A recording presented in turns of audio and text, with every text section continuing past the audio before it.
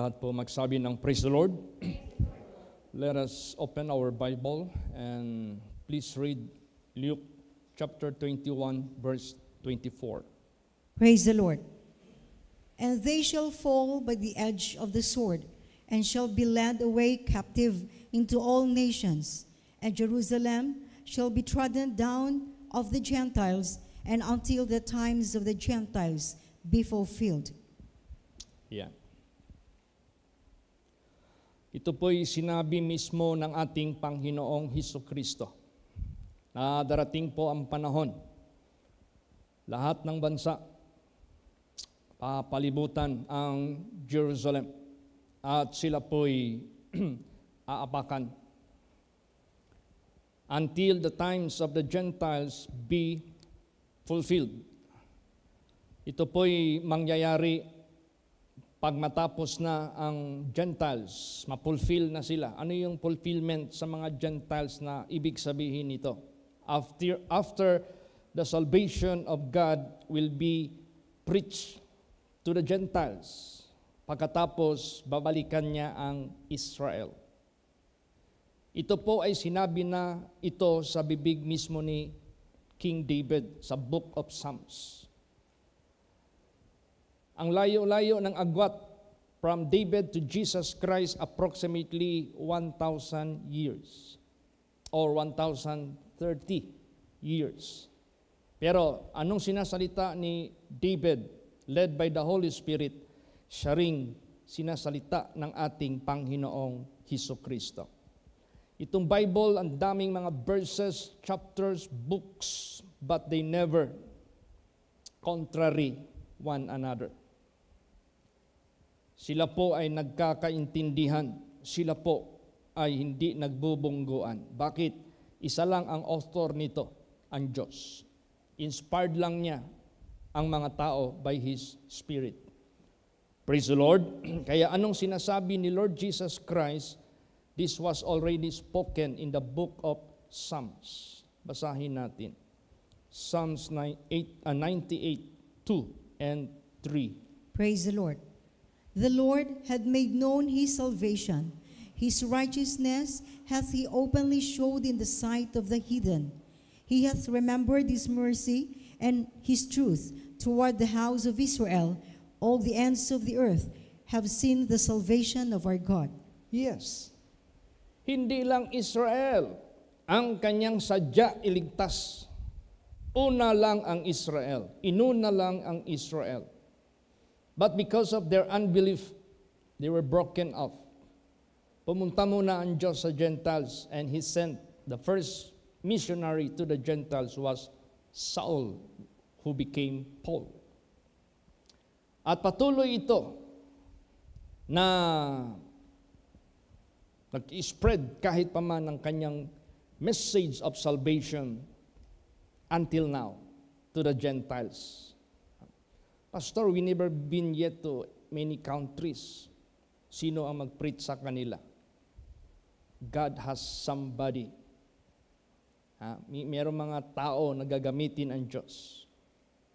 Kahit hindi tayo makaikot sa buong mundo, He knows already how to honor His own word na pag sinabi niya, the gospel will be preached unto the whole world. Kahit tayo physically hindi makaikot sa buong mundo, He has many people that He can send and He can use. Praise the Lord.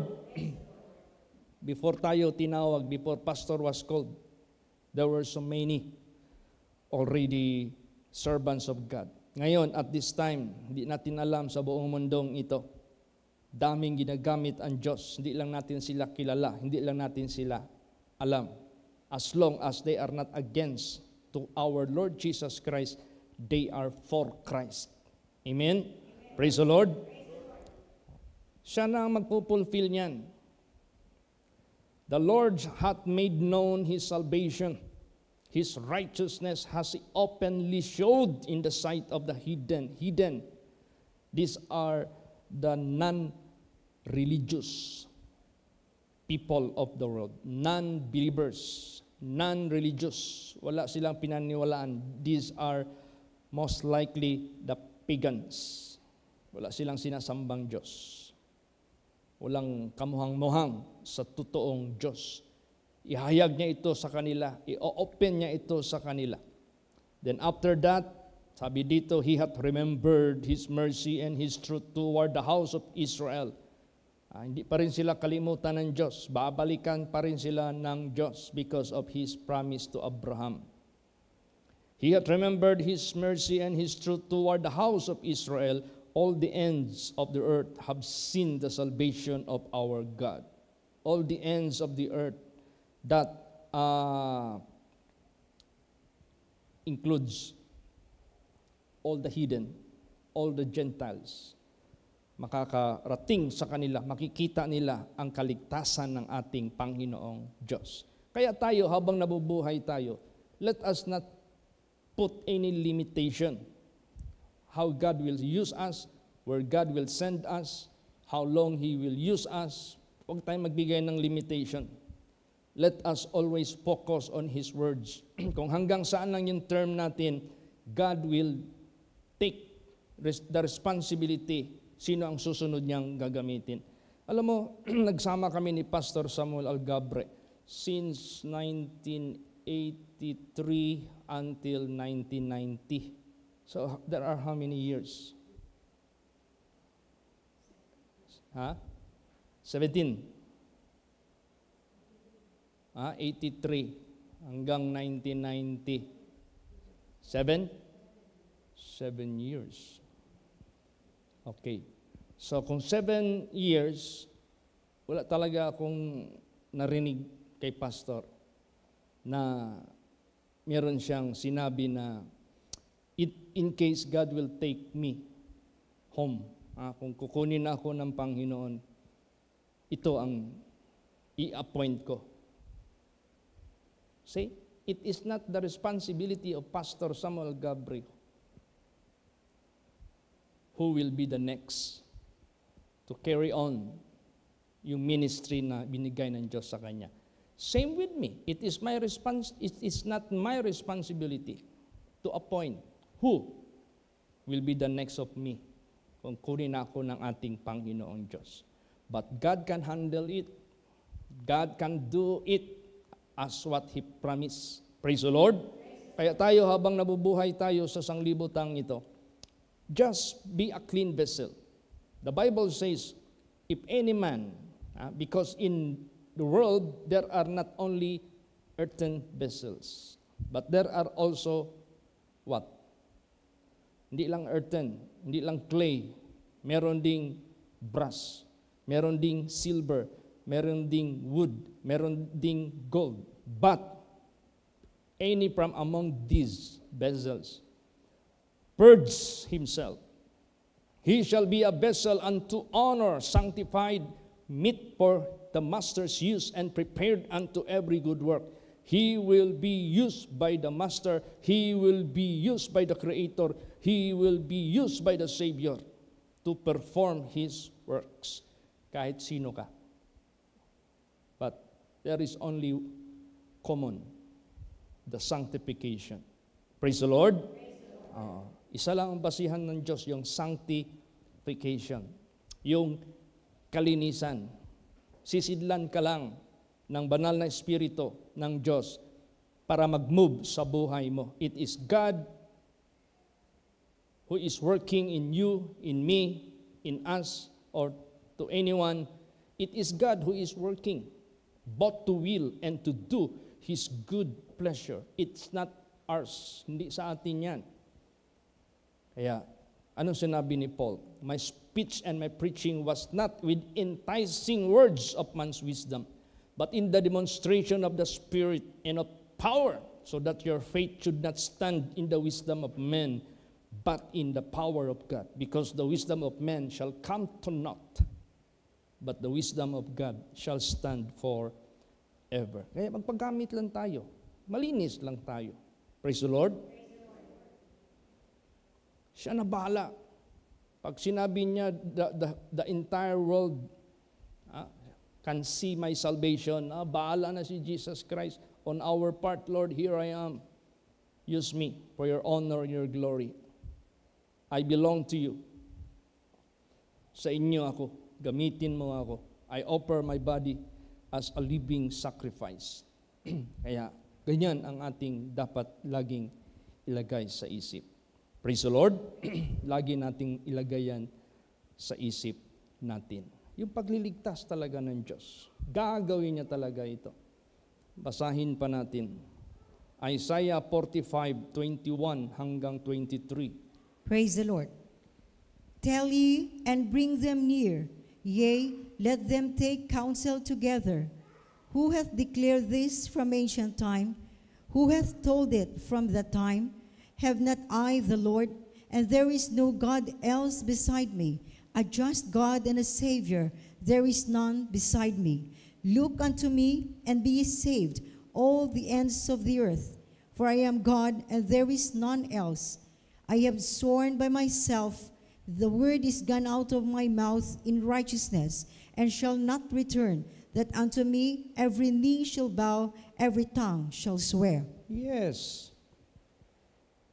Wala nang ibang Diyos. Wala nang ibang Savior. Tumingin kayo sa akin, maliligtas kayo. Looking unto Jesus, the author and the finisher of our faith. Siya lang. Wala na pong iba. Jesus Christ came to bring God sa buhay po natin. Dalhin niya ang Diyos sa atin. Diyan makikita sa Kanya ang buhay na Diyos, ang totoong Diyos. Praise the Lord. Doon tayo tumingin sa Kanya. That is why Jesus said, who have seen me have seen the Father. Ang nakakita sa akin, nakakita sa Ama. Philip, why are you seeking? Sabi niya, sino nakakita sa akin, nakakakita sa Ama. Pag tumitik ka kay Jesus, tumitik ka na rin sa Diyos. Because He brought the true God sa buhay natin in a mysterious way. Hindi mo kayang liripin bakit na ito nagawa. Siya ang gumawa ng tao, hindi siya pwede magpakatawang tao. Praise the Lord. Kaya niyang gawin ang lahat. Kaya darating ang panahon, Son is no longer needful. Spirit is no longer needful. But there will be isa na lang, ang Diyos na lang. Bakit kailangan pa ng Son kung wala ng mundo? Bakit kailangan pa ng Holy Spirit kung wala na siyang i-guide sa mundo? Na wala na yung mundo. Doon na lahat sa Kanya. So, isa na lang. Balik doon sa Diyos na nag-iisa. So, habang nandito pa tayo sa sanglibutang ito, let us always believe what He said and let us always present our lives as a living sacrifice, wholly acceptable unto God, which is our reasonable service. And we should not conform to this world, but we must be transformed by the renewing of our mind, that we may prove what is that good and acceptable and perfect will of God. Alam mo, hindi ko akalain. Biglang nag-text sa akin si Sister Jinky Archaga of San Ignacio Congregation. Pastor Chit, meron akong sent sa iyo na message sa messenger mo. Pagbasa ko, there are 10 questions. Sabi ko, ano ito, Sir Jinky? Ano kasi ito, Pastor? Meron tayong membro na senior high dito sa Oriental, sa among the class, ang teacher mismo ang nag-decide. Ikaw, taga Holy Place, sa iyo ako kukuha ng impormasyon. Ano yung grupo ninyo, ano yung reliyon ninyo. Kasi sa tingin ko, kakaiba ka sa lahat. You are unique. Maybe, out of her curiosity, gusto niyang malaman what is of that group. Kasi napansin niya siguro, siya lang hindi nagpapantalon doon, siya lang hindi nag-worldly, hindi nagsasayaw o ano-ano dyan, hindi nag-a-attend ng mga worldliness. Na-amaze yung teacher niya. Oh, itong 10 questions na ito, ikaw na bahala kung sino pasagot mo dyan. Basta ma-explain kung ano yung grupo mo. Ito naman, Sir Jinky, pamangkin ng husband niya yung estudyante, pinurward dito sa atin. Kaya nag-record kami ni Pastor RJ. Jay, na ako yung assignment kihatag. Kailangan natin ito answeran kasi on the 20th of this month, kailangan ma-present na nila ito sa school. On the 19th, tsaka pa namin nasimulan at natapos. Praise the Lord! Tapos yung pala, in-upload niya sa YouTube, nakita siguro ni Sister Buena of Dubai, senior niya sa FB. Ang dami ngayong nakakita, nakarinig ngayon. Oh, never mind, kasi ang unang question doon, who is the founder of this region? Importante yun eh. O di sinabi ko doon na this organization or religious group, this is not being founded by the will of man, but by the will of God. As He called His apostles, as He called Saul, who became Paul, for His purpose to establish the salvation to all mankind, para ma-preach ang gospel of salvation. Same way, He who called the first person whom He used to establish this organization, Pastor Samuel Algabre Sr. So the founder of this organization is not man, but God. Praise the Lord. But Jesus Christ. Tapos next question, paano nangyari yung founder na naging founder? O di sabi ko, Jesus Christ called Pastor Samuel Gabre. Tinistimony ko sa kanya, he heard the voice of Jesus, but he hardened his heart until such time he met an accident. He went through the windshield of the chartered car and he got so much blood came out from his head due to the injuries. And when he felt he might be already painting, nangihina na siya, he begged for God's mercy. Lord, you let me survive. Just let me live. I will answer your call. And that was the turning point of the first person whom he called to establish this organization. So this is not being founded by a man, because it was not the will of Pastor Samuel Gabre to handle this ministry. Praise the Lord. Ganun. Walang kaibahan. He is the same yesterday, today, and forever. Wala nang ibang foundation that is laid already than our Lord Jesus Christ. Hindi ko pa natanong yung estudyante how it is being presented kasi yung 28th pa eh. So let's pray. Mag-glorify ang Diyos sa buhay natin. Amen? Praise the Lord. Mag-glorify ang Diyos sa buhay po natin. So, titik ka doon sa Diyos. Sabi ng Diyos, look upon me and you will be saved. Sa New Testament, looking unto Jesus. If you look to Jesus, you appear in the second time without sin unto salvation. Because Jesus is sinless. Kaya, titik tayo sa ating Panginoong Hesukristo. Kaya itong pag-preach ng gospel, talagang tuloy ito. Hindi ito masususpend, hindi ito ma-cancel. Tuloy ito. Bahala na kung saan tayo padala ng Diyos. Amen? Praise the Lord. Basahin natin. Ano pang mangyayari? Sige po. Pakibasa. All right. Next verse is Isaiah 49 verse 6. Praise the Lord. And he said, it is a light thing that thou shouldest be my servant, to raise up the tribes of Jacob, and to restore the preserved of Israel.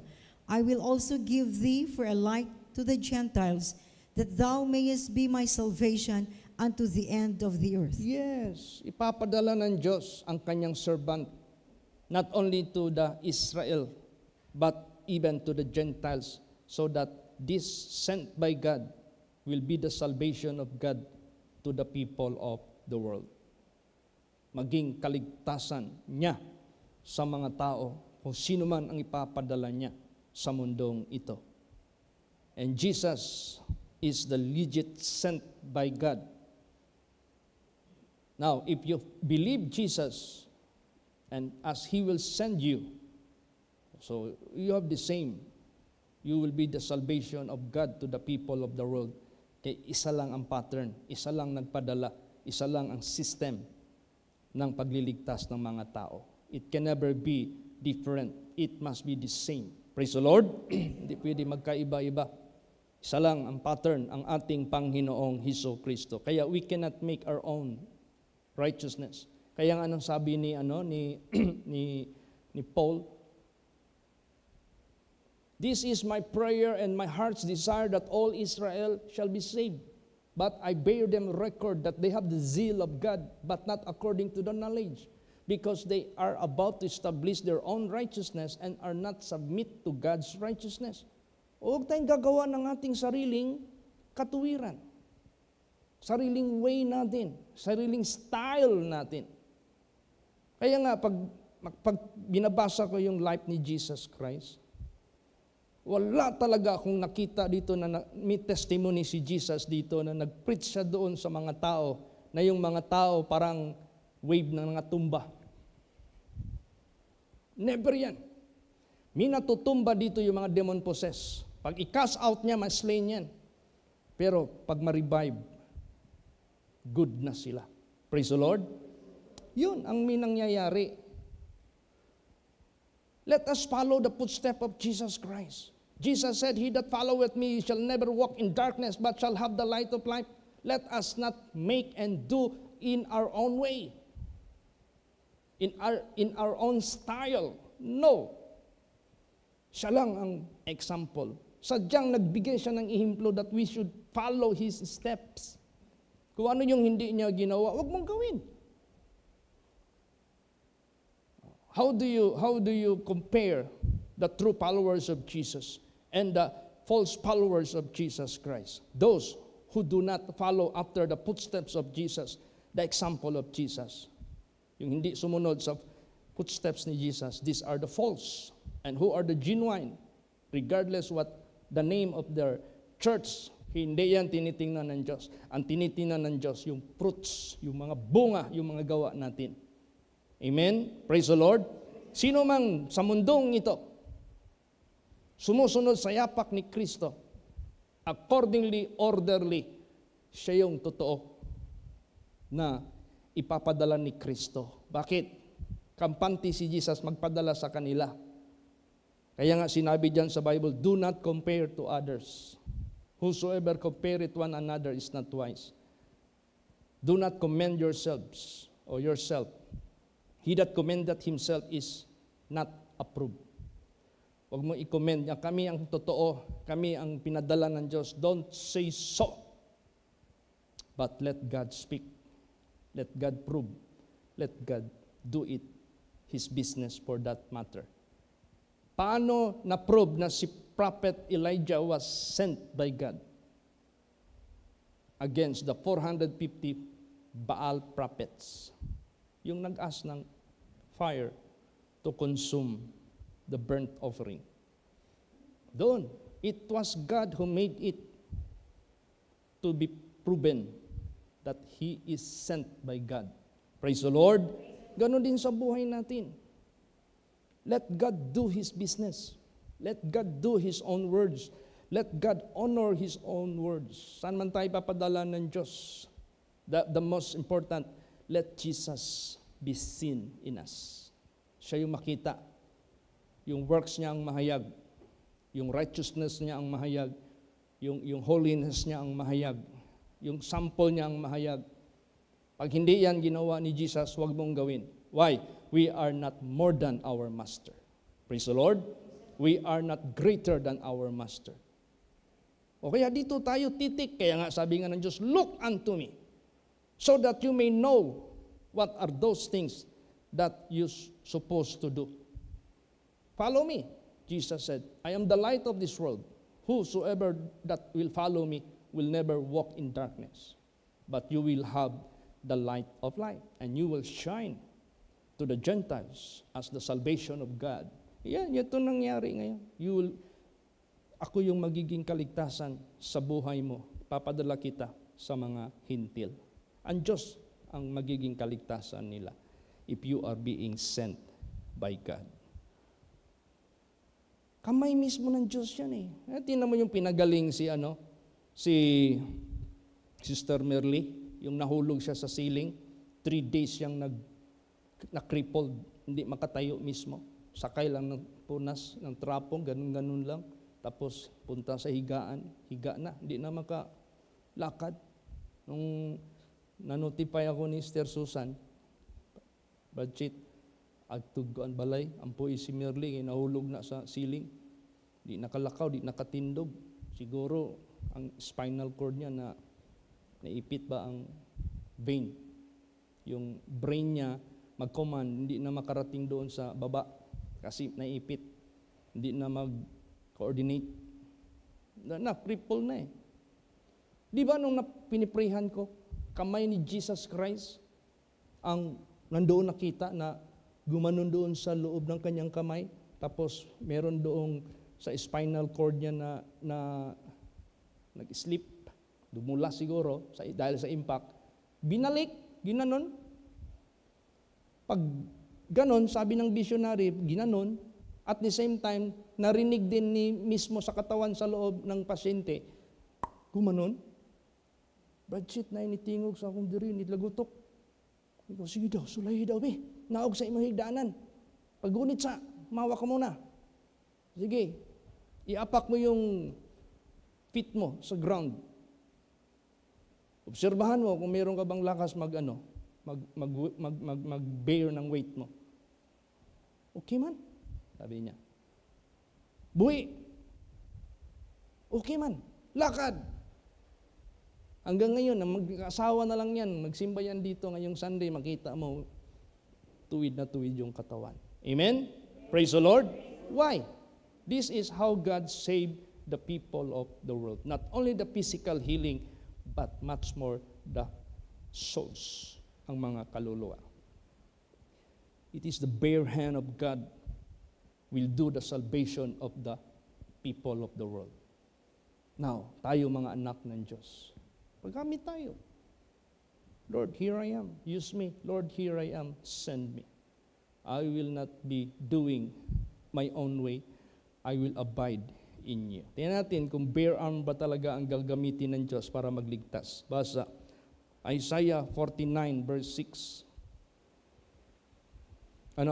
Isaiah 52 verse 10. Praise the Lord. The Lord hath made bare his holy arm in the eyes of all the nations, and all the ends of the earth shall see the salvation of our God. Yes, kamay niya mismo. Pag sinabing bare, holy arm, ay talagang kamay niya mismo ang magliligtas ng mundo.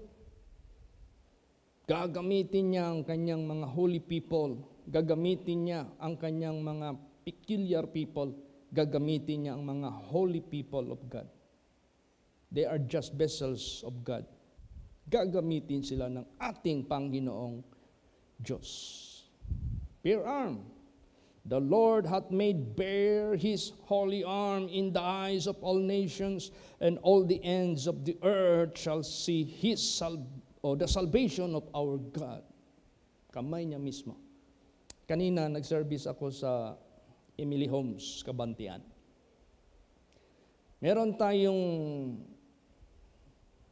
dyan sa Surigao City, si Sister Vivian Cervantes. Pag may mga serious yan na mga kilala na may mga sakit, tayo ang nire-request, not because special tayo sa Kanya, no, because Jesus that is performing in our lives. Kinuntak ako ni Sister Vivian, Pastor Chit, saan ka? Dito lang sa Davao. Meron akong kilala na pastora. Malaki ang problema niya, ang husband niya. dialysis. O sige, kinunta ko na. Kahapon, anong araw? Thursday, nagpa-dialysis pa. Kanina, Friday, nasa bahay na sila. Pinuntahan ko, umaga doon. Nag-service ako doon. Hindi lang pala siya may sakit. Yung kanyang daughter-in-law, cancer. Wala nang wantoy. Nawala na yung wantoy. May isa lang eh. Inupira na. Tapos under chemo siya. Yung ulo niya nakabalot na ng yung binalot niya kasi nakalbo siguro sa lakas ng chemical. Hindi ko alam, habang nagbibigay ako ng Word of God, bali, 4 sila, yung kanilang katulong, si Sister Emma, sangay ni Pastora Emma, tapos yung husband, yung pastora, yung daughter-in-law. Yung daughter-in-law yung may cancer. Habang nagbibigay ng Word of God, ang dami kong tinestimony about cancers na mga related, mga patients na mga may cancer na pinagaling ni Jesus Christ. Praise the Lord. Sino? Vice Governor Roplo. Sino pa? Joseph Saang. Sino pa?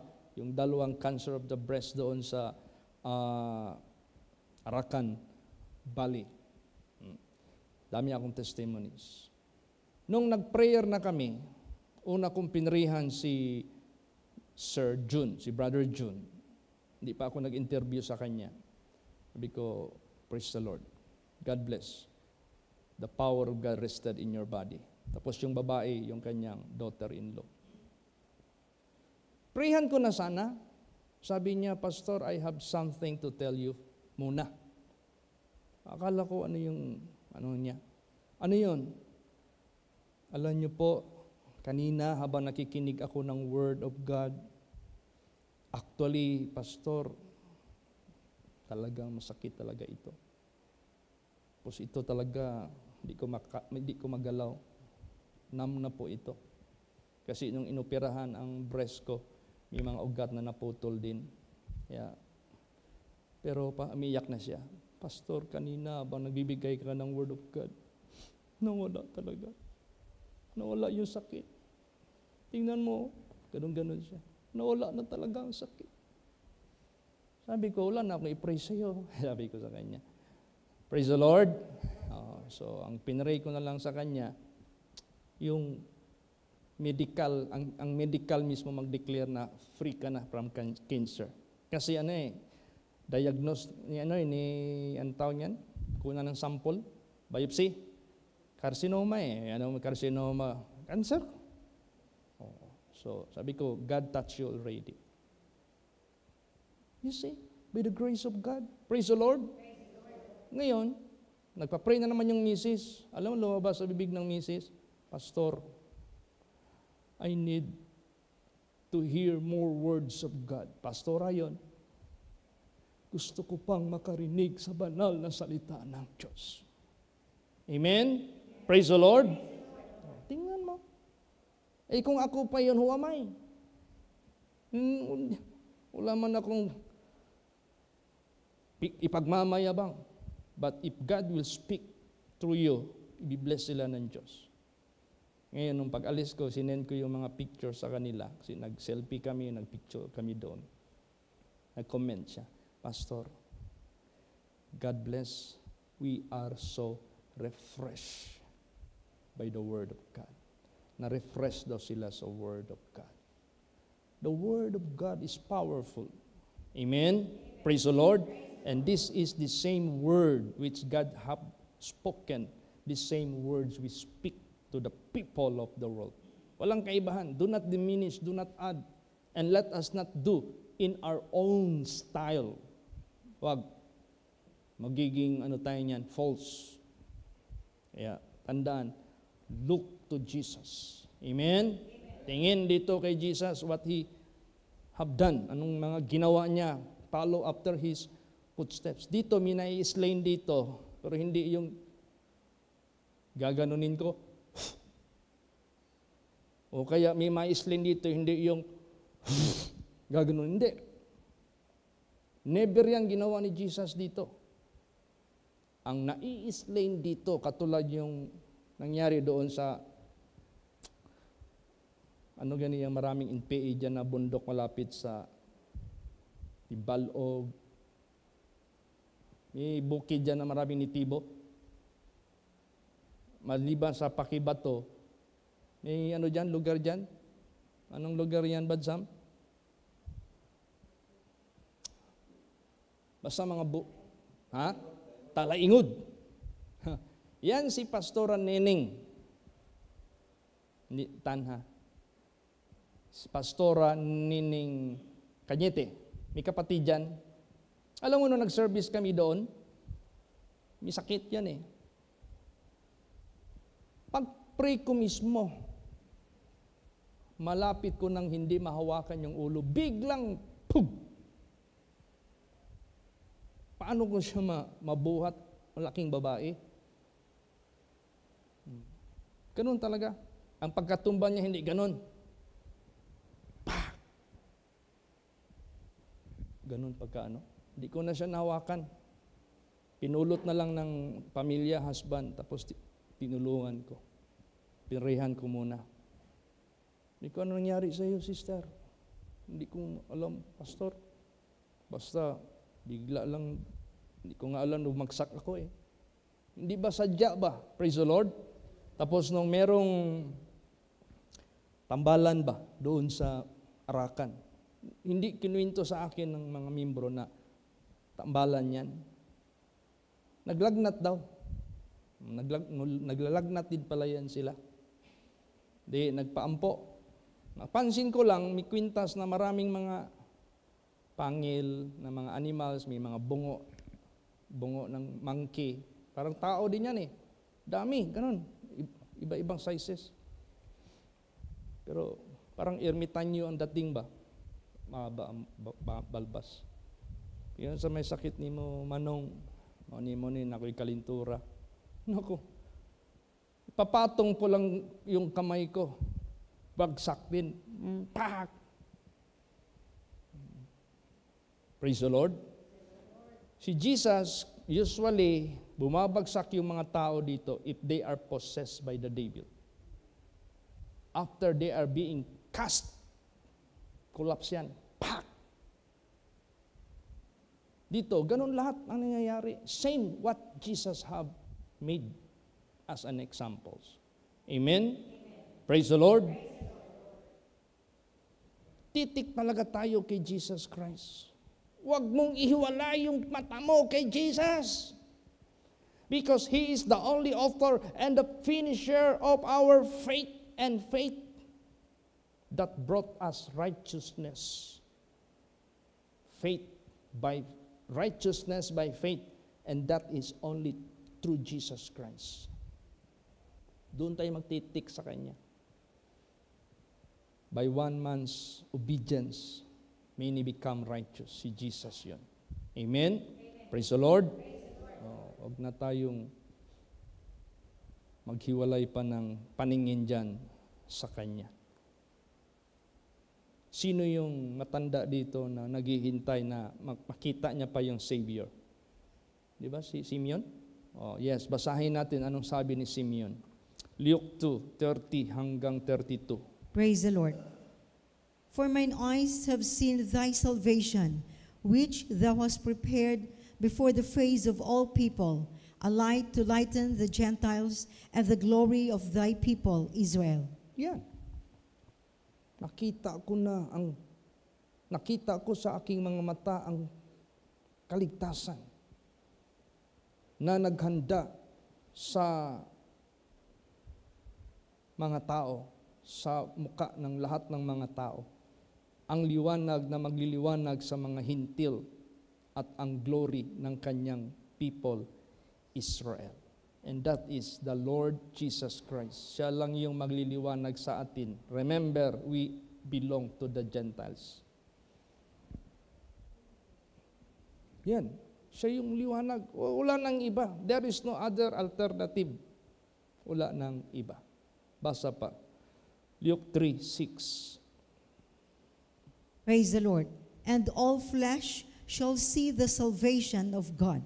Yes, lahat ng mga laman, lahat ng mga tao makakakita ng kanyang kaligtasan. It is only God who can do it, even beyond our reach. Kaya di natin marating sila ng Diyos. He has many ways. Amen? Praise the Lord. Basa pa, Romans 10 verse 18. Praise the Lord. But I say, have they not heard? Yes, verily, their sound went into all the earth, and their words unto the ends of the world. Yan, sabihin ko, ba't sinabi ko, I have not heard? O they have not heard? Hindi nyo ba narinig? Hindi ba nila narinig? Yes, verily, their sound went into all the earth, and their words unto the ends of the world. This is how God will send His words to the entire flesh, to the entire earth or world. Gagawin niya ng ating Panginoong Diyos. Minsan, huwag tayong mag-isip na tayo lang gamitin ni Jesus. Huwag. Kasi there was an instance dito sa Bible na may nag-cast out ng demons, but this group were not up together with them. Hindi kasama. So anong ginawa ng mga disciples? Sinumbong kay Jesus, Lord, may grupo doon, no? Nagka-cast out ng demon, sa pangalan mo pa naman. And yet they are not with us. Anong sagot ni Jesus Christ? Basa. Luke 9:49 hanggang 50. Praise the Lord. And John answered and said, Master, we saw one casting out devils in thy name, and we forbade him, because he followeth not with us. And Jesus said unto him, Forbid him not, for he that is not against us is for us. Yes. If they are not against us, if they are not against me, they are for me. Amen? Praise the Lord. Oh, how come they cast out in the name of Jesus? Because they believe Jesus. How come they cast out in the name of Jesus? Because maybe they heard the gospel of Jesus and they believe. And they put it into action. Ganun yan, di ba? Minsan, lagi tayo may word of God dito. Kung di tayo mag-action, kung nakarating yung word of God na narinig nyo dito, sila ngayon nag-action, sila ngayon ang mas gamitin pa kaysa atin. Ganun man yan. The children of the kingdom of God will be taken from the kingdom of God and shall be given to those who are better than them. O kaya tayo mga anak ng Diyos, patuloy lang tayo. Amen? O, kung saan man tayo padala ni Lord Jesus Christ. Tapos na nag-testimony, tapos na yung preaching, pinakain nila ako doon sa bahay kanina, kumain kami doon, nag-fellowship kami. Sabi niya sa akin, Pastor Chit, merong sumagi sa isip ko. Ano yun? Pastora Mabel ang pangalan a pastor like you na gifted sa healing. Dapat lang ito ma-expose. Dapat lang ito mailabas.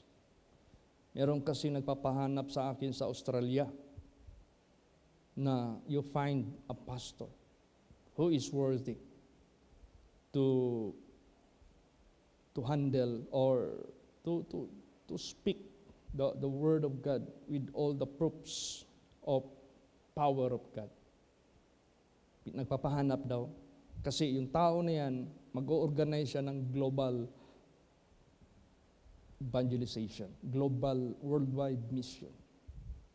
At siya yung pinapahanap kasi galing siya sa Australia. Nagpaalam siya sa akin, si Pastora Mabel. Pastor Chit, payag ka. I-send ko yung name mo sa kanya. Sabihin ko na, I found it already. Sabi ko, if it is God's will, because this is what I am doing, I ask Jesus, Lord, I'll go where you want me to go. I'll be what you want me to be. I'll say what you want me to be. Kasi narinig niya yung actual performance of God. At alam niya hindi ako nagdadala ng pangalan ko at ng reliyon. Si Jesus ang pinapaano natin. Sabi ko, sige. If that is the way of God, if that is the leading of God, anyway, that is what I am praying for. Di ba yan ang prayer natin dito? Amen? Praise the Lord. Basta sunod lang tayo alangan man higit pa tayo sa Kanya. Ang version ni Jesus, this gospel will be preached unto the whole world. Tapos ikaw, hindi ka naniniwala, hindi ka nakiki-operate. You are not His servant. You are pretend to be the master. Hindi man pwede yun. You must act as a servant. And you must count Him as our master. Praise the Lord. Kasi hinanda na yan ng Diyos. Yung mga hindi pa ni anak, may mga servants na siyang pinili na mag-preach sa kanila. Basahin natin yan. Psalms 22:31. Praise the Lord. They shall come and shall declare His righteousness unto a people that shall be born, that He hath done this. Yes. Darating lang yan sila. Sila magdi-declare ng righteousness niya. Gusto mong makasama dito na darating sa sanglibotang ito? Declare His righteousness. Ikaw na yun. Praise the Lord. Tayo na yun. Isa na tayo doon. Na sinabi dito sa Psalms 22:1, they shall come and shall declare His righteousness unto a people that shall be born. Future. Hindi pa na pinanganak. Future pa. May hinanda na ang Diyos mag-declare ng kanyang righteousness. That He hath done this. Ginawa niya na ito. Kaya ganun sa buhay natin. To God be the glory. Sadya lang matutupad ang kanyang mga sinasalita. Let us just go with yung bang flow ng ating Panginoong Diyos. Now, anong style ng preaching natin? Let us not do in our own way. Let us do the same way how Jesus did. Kung anong ginawa ni Jesus, the same. Nung nagsama kami ni Pastora Emma at ni Pastora Joy sa tibong ko kagabi. Was last night, no? Last night. Sinabi ko sila, life is real. Kurutin mo yung sarili mo, masaktan ka because you are living. Life is real. Kurutin mo itong patay. Hindi na mag-aray because death is real.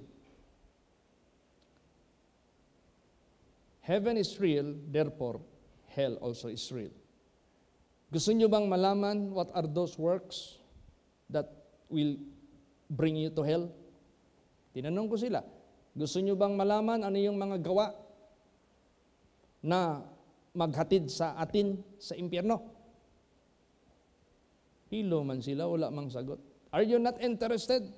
Para kung malaman nyo, para hindi natin gawin, hindi nyo gawin, para hindi ka ma-impyerno?